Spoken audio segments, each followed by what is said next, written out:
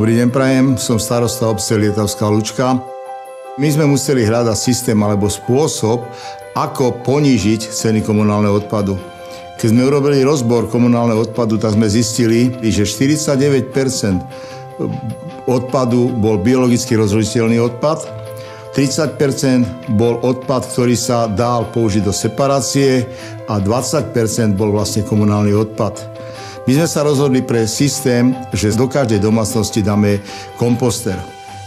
Obecné zastupiteľstvo rozhodlo, že pôjdeme do súťaže, kde sme uspeli na kompostéry premium, ktoré sme dali do našej obce a chceli sme, aby sa celá obec do toho zapojila nielen pri rodinných domov, ale aj pri bytových domov. V prvom rade sme robili prednášky pre našich obyvateľov v spolupráci s priateľmi z Zeme a s firmou VRK. Sme vydali rôzny propagačný materiál.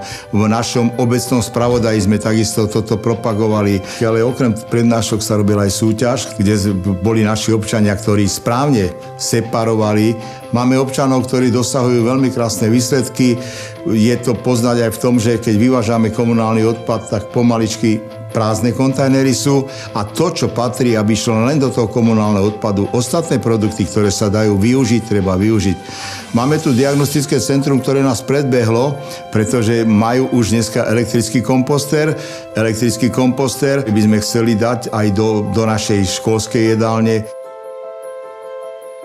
Zlepšilo sa to v tom, že v minulosti sme vyvážali komunálny odpad každý týždeň. V súčasnej dobe vyvážame jedenkrát za 2 týždne.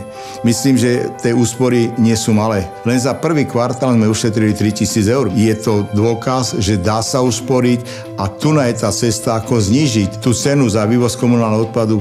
Ja si myslím, že nám by malo záležať všetkým na tom, aby sme separovali, aby tie produkty, ktoré sa dajú použiť z piatky do separácie, aby sa využili a biologicky rozložiteľný odpad, aby sme využili my.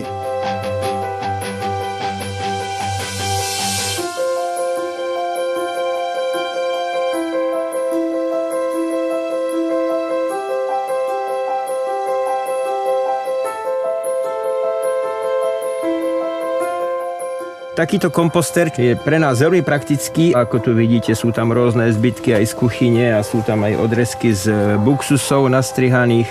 Sú tu aj akési plevele.